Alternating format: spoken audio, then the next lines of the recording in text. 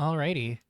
So this is the first deck I'm trying out in the Revolution Eternal season for December 2024.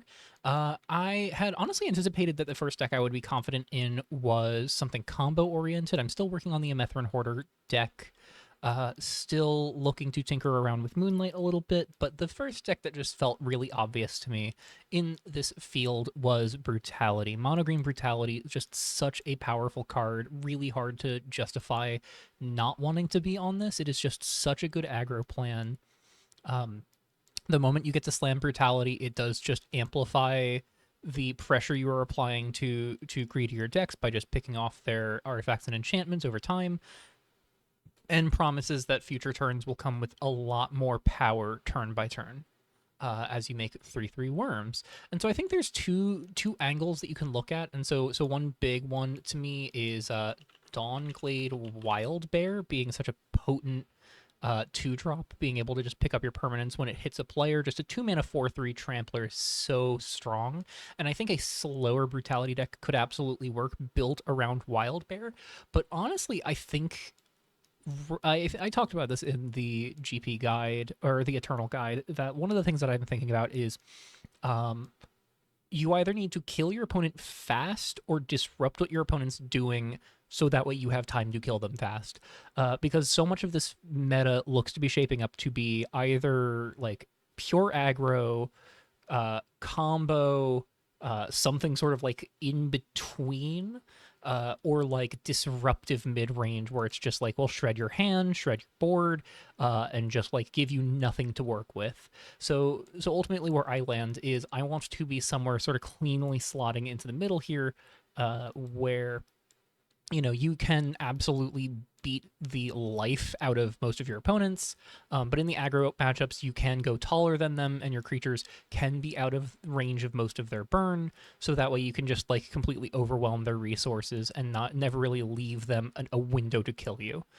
So the core of the deck is, of course, Brutality. 3-mana enchantment comes down, unfortunately, a little late compared to most of the curve. But the nice thing is, if we can drop this for 3 mana, then everything afterwards, our curve is relatively low, so we can get a lot of stuff in play after Brutality to really sort of capitalize on the momentum that Brutality provides. Otherwise, we have a slew of 1-drops, and we'll start off our curve with Thorngrafter, the hardest of our 1-drops to scale, but we do have 12 scaling 1-drops, and Thorngrafter is a solid one. We can give it Vigilance if we are against another like low to the ground deck that's trying to just sort of brawl on the board. We can do Death Touch if we just need it as a solid blocker. We can give it Reach if we're up against something like White Blue Tempo. We can give it Trample if we're up against something like a Tokens deck and we just need to punch through for a lot of damage and we're building this up over time. Nice thing about Thorncrafter here is if we can give it Vigilance, we can attack with it, then pay 1 and tap it to put the counter on while it's in combat, which means it can get in for more damage than it would get in for more damage quickly than it would otherwise. Whereas alternatively, like if we're getting in with it, we can't tap it to give it the counter. And then of course we can also tap it to have its counters get have one of its counters get shifted over to something else. So if we find we're not really caring about this thing having like Death Touch, Reach, Trample, or Vigilance, we can pass that along to one of our other creatures as needed to really leverage the ability to like have these on any of our creatures at any time. The next of our scaling 1-drops is Evergnawing Rat. 1 mana, 1/1 at beginning of combat on our turn. If we control a creature with greater power than it, it's going to get a counter, so it'll just start scaling turn after turn.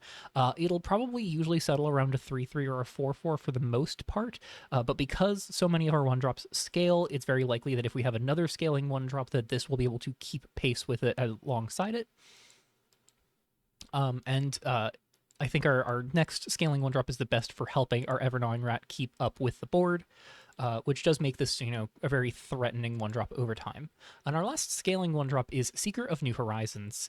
1 mana, 1/1, put a basic land, whenever a basic land enters, we'll get to put a counter on it, and then if we control 7 or more lands, we get to bless that land.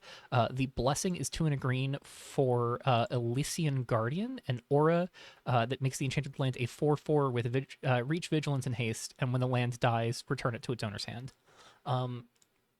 Most of the time we will just be playing Seeker of New Horizons for itself. We'll be playing it on turn 1, turn 2, possibly even like turn 3 or 4, if we can get it in like after Brutality. And one of the key things here is just that this is a scaling threat that really doesn't ask us to do a whole lot. It just asks us to have a lot of basics kicking around for it to start growing. And so as a result, we have a 20 land mana base, and it is 16 basic forests. And then the one concession that I've made, and I honestly wonder if maybe it should be less than a playset, is Snakewood's Hideout, which is green, tap it to put a counter on target creature as a sorcery. I do wonder if I wanted to have fewer of these because of Seeker of New Horizons, because, having less basics in the opener does make this a liability, and this isn't untapped on our first 2 turns, which can be a liability if we don't have enough lands in the opener. But I think I'm comfortable just sort of trying out the 4 Snakewood's Hideout just to feel how often I really want it. And it is the one intention we have with Seeker of New Horizons, but on top of that, we can also, if we just need the immediacy, if we are in a position where, like we have 4 or more lands in play, and having like a 4/4 attacker is going to make the difference, we can absolutely just play the backside Elysian Guardian as its natural thing, push a 4/4 with Reach, Vigilance, and Haste. That could be relevant against tempo when we need something to just block flyers. It could be relevant against other creature decks. Just having something with Vigilance is really nice. And again, haste can really matter when it's just a question of like, can we push over enough damage? So Elysian Guardian, definitely handy, but Seeker of New Horizons is going to be the side we're playing most often. We do have one other 1-drop here, and this is something I was kind of on the fence about. On the surface, I kind of prefer Dawnglade Cultivator in that Wild Bear deck, where, you can pick it up and replay it over and over again, because this really does just rapidly put the lands from your hand into play, so you can start developing like more spells in a turn really rapidly. But one of the things that I was thinking about with regard to Dawnglade Cultivator is, if we have a Brutality in play, just dropping this for 1 mana, even without a land in hand, isn't the worst thing in the world, because it is a 1/1 jump blocker that comes with a 3/3 trampler attached to it, which is pretty great. But on top of that, Dawnglade Cultivator does something really nice for us, which is that, it can put a Snakewood's Hideout into play tapped on turn 1. So, it's not the worst thing in the world to be putting this into play tapped, since Cultivator puts it into play tapped anyways. And importantly, if we can Cultivator on 1, that lets us play Brutality or our other key 3-drop on turn 2. And, if we can get that going on turn 2, that is a lot more momentum and a lot more danger that our opponent is suddenly in, as far as having to deal with what we have going on. So moving on from the 1-drops, we have a smaller suite of 2-drops. We have 10 2-drops here. We are starting off with Skittertiller, which is a solid thing to sort of go in on. 2-mana 2/2 artifact creature with trample, and whenever Skittertiller deals combat damage to a player, we'll put a +1/+1 counter on it. So Skittertiller will start snowballing out of control and will be hard for our opponent to deal with. And then we also have the option to use Furrow for 1 and a green sorcery, search your library for a basic land card, put it onto the battlefield, then shuffle, but we have to remove a counter from Skittertiller to cast a copy of Furrow. So the baseline use case for Skittertiller is that we can, just use it as a snowballing threat, and if the board starts to stall up, we can start furrowing, get ourselves more lands, give ourselves more things we can play. We can also, if we're getting more basic land cards into play, and the land does not enter tapped, notably, we can start, like, growing our Seeker of New Horizons. We can, it can help us sort of figure out mana, so we're using mana most efficiently in a turn. But it also does something that's sort of combo oriented that we'll get into in a bit. The other 2-drop that we have a playset of is Budding Companion, green 2/2 plant dinosaur. When it has 3 or more counters on it, you'll remove them and transform the Budding Companion, and it has experience, so when it attacks, it'll get a +1/+1 counter until it has 3 counters on it. And of course, when that happens, it will flip into Flourishing Companion. Flourishing Companion is an 8/6 reach trampler. When it transforms or attacks, untap all lands you control. So something really nice that we can do here is if we can try and find a way to place a +1/+1 counter on it to hit that 3 counter threshold on our first main phase, we get to transform the Flourishing Companion, untap our lands, play more spells, go to combat, swing an 8/6 trampler, untap our lands again, and then play more spells on our second main phase. It is just such an explosive burst of mana that, like, Budding Companion becomes such a worthwhile 2-drop to like sort of curve into. And if we're not opening on Dawnglade Cultivator, I couldn't think of any creature I'd be more happy to sort of go in on than a Budding Companion. There we do have one more 2-drop. I was trying to figure out what 2-drops I was most happy about, and I ended up settling on La Bête du Harnel. So at the beginning of our upkeep, this 2-green 3/3 Wolf Beast is going to remove all counters from it, and then put 2 different counters of your choice not removed this way from among Death Touch, Reach, Vigilance, Trample, and Hexproof on it. So one thing that is kind of awkward, a little bit of tension here with La Bête du Harnel is it will remove +1/+1 counters from it. So we can't just lock counters on it and be confident that it will keep those counters long term. But one of the things that is nice about it is that it can be really tricky for opponents to meaningfully deal with. Being able to essentially have hexproof every other turn does make it hard to hit with targeted removal. If it becomes like a problem that our opponent needs to deal with. Death Touch Trample does make it a nightmare to block. Reach Vigilance is a really solid combo. If we just need something defensive, we could, again, if we have no flyers to deal with, we could do Vigilance Hexproof. There's a lot of like solid sort of toggles that this thing does between turns. This is an experimental slot more than anything. I am optimistic about La Bête du Harnel, but I could see this absolutely being a mistake and maybe just a case where we want to have some of our sideboard cards in the main. But we're experimenting for now, so we'll try out La Bête du Harnel in the main deck as a 2-of. Going into our 3-drop slots, we have Brutality as mentioned, but our other 3-drop is something that does a lot of stuff with all of our like multi-pip cards in our deck, and also does something really interesting with Skittertiller's Discharge spell. So Skull and Nyx Weaver is a 3/3 Satyr Soldier Scout. Whenever you cast a green spell, choose up to X, where X is the number of green mana symbols in that spell's mana cost. So because we don't have any quadruple green pip spells, we're never going to be able to choose all 4, but we are going to be able to choose a handful of very relevant things. We can create a 1/1 white human creature token, put a counter on a creature we control, put a keyword counter of Trample, Vigilance, or Reach on a creature we control, or untap target land. I think most often we're going to be very excited to untap lands and put counters on creatures we control, the +1/+1 counters. But the keyword counters can be handy. Granting trample to any of our already big creatures is really nice, and it's permanent trample, so it'll stick by turn after turn. Vigilance counters if we need to get defensive. Reach counters, again, as always, we have to be prepared for the potential of blue-white tempo.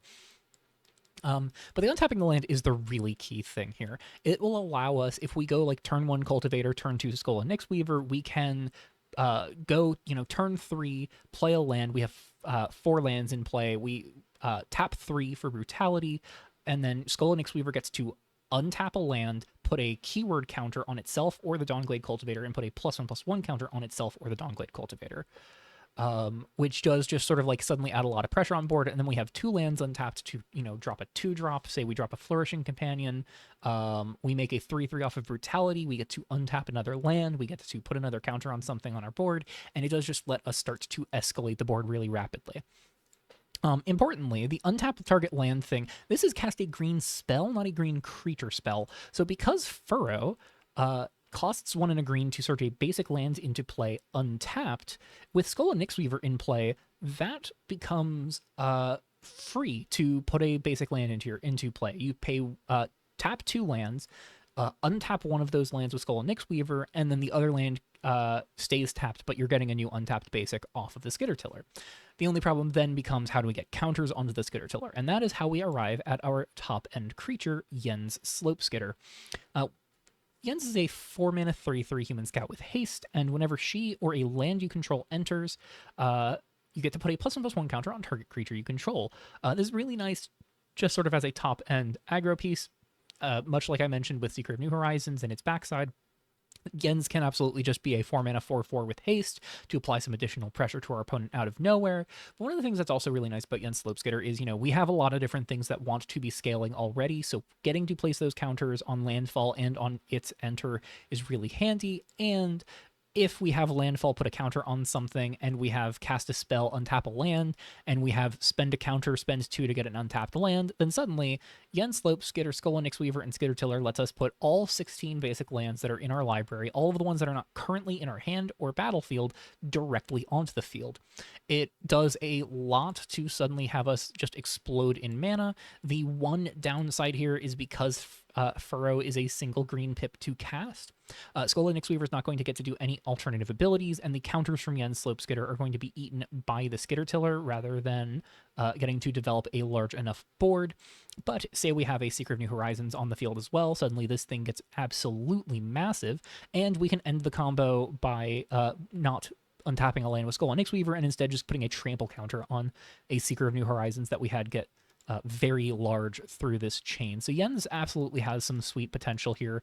I would not say that this is necessarily like a Yen's Slope Skidder combo deck by any measure. We can't really spend a bunch of mana if we suddenly find ourselves with a bunch, but it does drastically improve our draws to have every basic land out of our deck, because then we're really just drawing 2 extra copies of Snakewood's Hideout, which can be meaningful if we still have creatures on board, and otherwise we're drawing 2 Brutalities, good creatures to trigger our brutalities, or our final card in the main deck, Nylea's Call. Nylea's Call is a solid 2-mana sorcery that puts a number of +1/+1 counters on target creature equal to our devotion to green. Important thing to note here is that because we have so many double pip and even like triple pip permanents that can really benefit scaling Nylea's Call, this can be a lot of damage out of nowhere. So let's go down the hypothetical again of like Dawnglade Cultivator on 1 into Nyxweaver or Brutality on 2. That is untapping on turn 3 with 3 lands in play, 4 green devotion in play.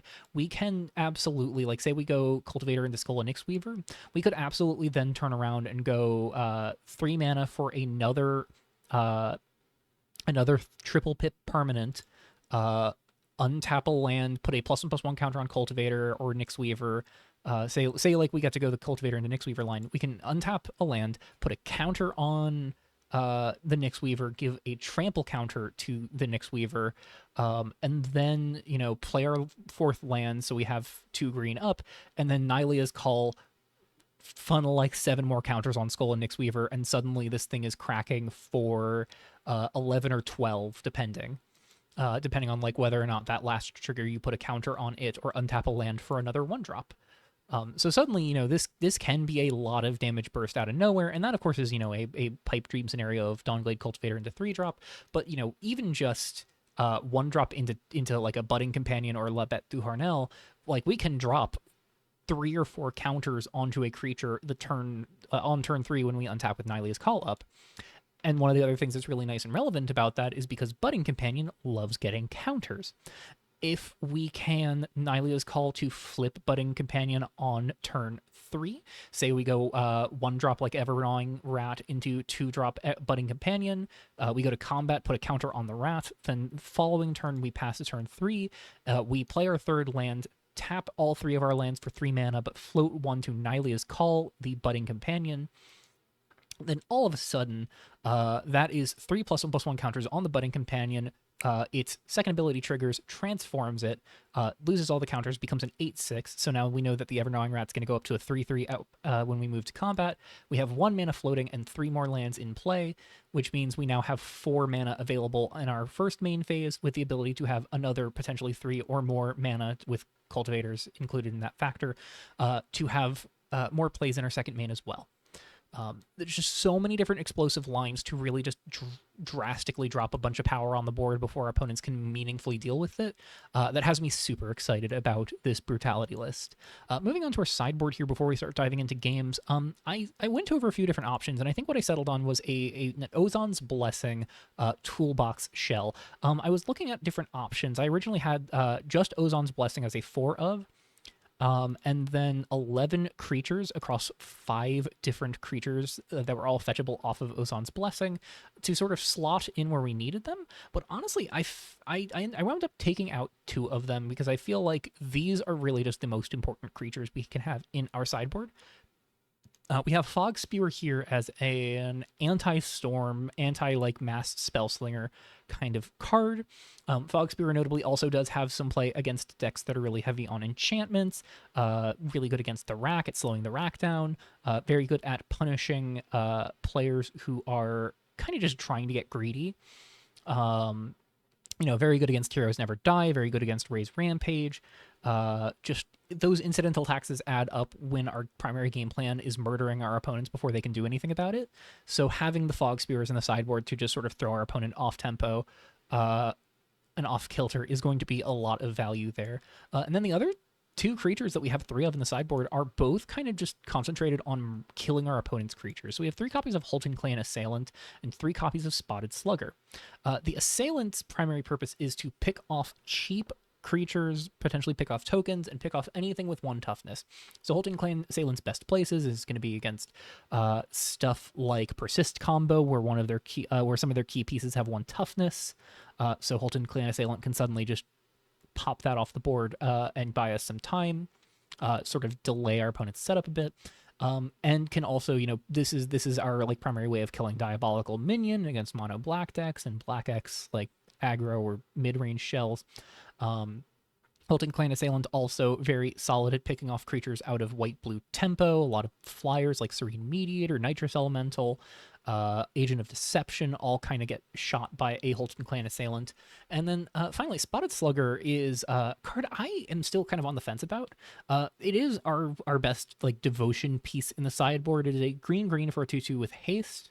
When it deals combat damage to a player, you may have it deal damage equal to its power to target creature. This is also going to be capable of killing some creatures that are relevant to combo decks and relevant to like mid-range decks, but I think I like Spotted Slugger the most in aggro matchups, where Spotted Slugger is going to be capable of taking advantage of our opponent getting in and hitting us and leaving their creatures tapped by essentially just getting to push damage at them while punishing them for not having blockers up by getting to shoot their creatures for free. And then it kind of puts them on the back foot where they have to consider never swinging for as long as the Slugger is in play, because the Slugger will just always put them on the back foot the moment it connects by just picking things off for free. Spotted Slugger is a vulnerable creature. Of course, 2 mana 2/2 is flawless, so Fatal Flaw is not going to kill it, but 2 toughness is going to make it pretty vulnerable to a lot of targeted removal, and that can pick it off in response to something like Annihila's Call. But that's something we kind of run the risk of with our main deck anyways, so I think it's worthwhile to have that in mind. And I think something that is worth discussing is that like Spotted Slugger does have like some more immediacy with just trying to kill our opponent. It gives us more haste threats in the deck. So as far as non-creature spells go, we have again the 3 Ozon's Blessing that can be very good to find the Fog Spewers, find the Assailants, find the Sluggers when we are desperate to have them in a particular matchup. They can also be useful if we just need to get like a Scattertiller, Evergnawing Rat, like a Cultivator. Ozon's Blessing has a lot of utility in the deck. Not so much that I'm like desperate to get it in play in the main deck, but I think having the ability to essentially get like 6 copies of Fog Spewer in the deck for Storm and 6 copies of Holton Clan Assailant, where we can draw any of the Assailants or any of the Ozon's Blessing, and all of those convert to like shoot a creature for 1, can be really relevant. And it is also an instant, so having an instant that can trigger like Skull and Nyxweaver is also nice. So we could Ozon's Blessing, or like we just hard cast a Holton Clan Assailant, have it start to fight something, and then in response to that trigger, we can cast another Ozon's Blessing with Skull and Nyxweaver in play, get a +1/+1 counter on the Assailant, so it picks off a larger thing. That is a much more niche application, but it is absolutely something that can be done.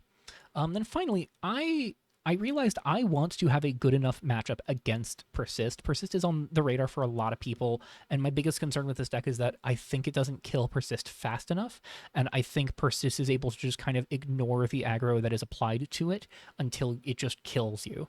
And so with that in mind, Peaceful Journey is kind of where I'm at as the, like, how do I deal with graveyards? I know a lot of people are on Solemn Graveyard. Solemn Graveyard is absolutely a solid way to stop Persist combo, because the creature has a Persist trigger but can't come back out of the graveyard, and it hits a lot of other solid combos as well. It hits Polymorph decks because permanents can't enter from libraries, so Polymorph decks are kind of debunked. A lot of cheap reanimation stuff and a lot of like greedy reanimation stuff can't really work effectively. It shuts off like a lot of graveyard combos, shuts off a Methrin Hoarder combo. Shuts off any sort of like shuts off Ozon's Blessing or any sort of creature tutor that puts it right into play. So there's a lot that Solemn Graveyard does, and maybe this deck wants to be on Solemn Graveyard, but my biggest concern was I don't really want to give my opponent pieces that disrupt them that they can just play removal to beat. Fog Spewer is already something that I'm like a little iffy on. I could totally see not running Fog Spewer in the sideboard, but it really is just the best thing we have into combo decks and the best thing we have to punish greed on like Raise Rampage, Heroes Never Die, Artifact, and Enchantment spam. But Peaceful Journey is a card that I think is just very well positioned right now. It can pick off an important card in a graveyard in response to a raise rampage.